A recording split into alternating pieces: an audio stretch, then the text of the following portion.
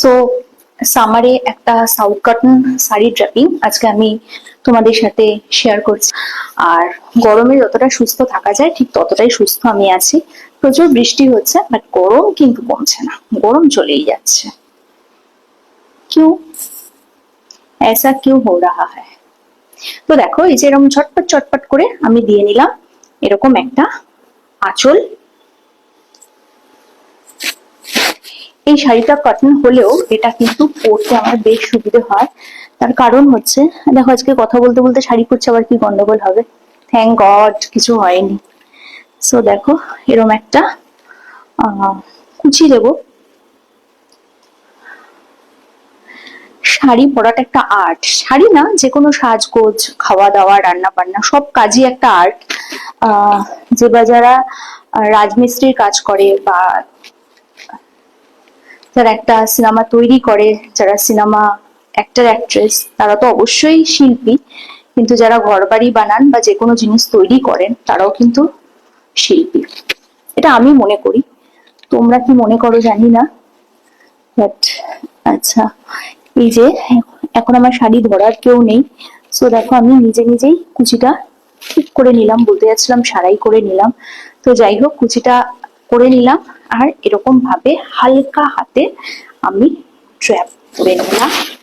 And এই যে আঁচলটা, এই আঁচলটা কিন্তু আমি ব্রালেটের ওপর এরকম ভাবেও পরতে পারি। দেখো, একটা সাউথ কটন শাড়ি যেহেতু, আমি কিন্তু ব্রালেটের ওপর আঁচলটা এরকম ভাবেও পরতে নিতে পারি। এতে কিন্তু বেশ একটা সিভলেস লুক আসছে। হ্যাঁ, যারা এবার মনে করছো যে না, আঁচল তো আমি এরকম ভাবে নিতে পারবো না, অভ্যস্ত নয়, তারা অবশ্যই এরকম ভাবে গ্র্যাব করে নিতে পারো। আর যারা মনে করো যে না, আমি ঘোমটার নিচেই অনেক কিছু করবো, তারা সেভাবেও করতে পারো। যার যেরকম চয়েস, যার যেরকম রুচি, সে তো সেরকমই করবে। কেউ খোলামেলা পোশাক পরেও ভালো, আবার কেউ ঘোমটার নিচেও নাচানাচি করে। তো যাই হোক, এই যে পরে নিলাম শাড়িটা, কেমন লাগছে সেটা বলো। একটা কটন শাড়ি কিন্তু সুন্দরভাবে পরলে এটা কিন্তু কি বলবো, অনেকটাই বেশি গ্ল্যামার বেড়ে যায়। আর এটার সাথে খুব বেশি গয়নাগাটি পরার দরকার নেই, যেহেতু গরমকাল। তবে আমি প্রেফার করব শাড়িটার আঁচলটাকে একটু যদি ডিফারেন্ট ওয়েতে না নিই, তাহলে তো আবার আমার ভালো লাগে না। আমি যেহেতু এটা কটন শাড়ি এবং ব্রালেট দিয়ে পরেছি, সো আমি এটাকে কিন্তু এরকম ভাবে নেবার চেষ্টা করব। জাস্ট আমি এরকম ভাবে নেবার চেষ্টা করব।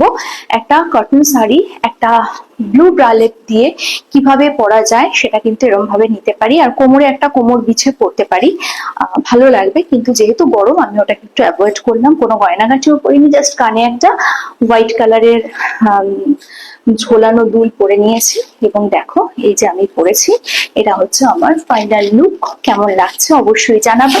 এবং পুরো ড্র্যাপিংটা যে তোমরা দেখলে, ড্র্যাপিং এর কোন পার্টটা তোমাদের বেশি ভালো লাগে? শাড়ির কুচি দেওয়া না আঁচল পরা, কোনটা?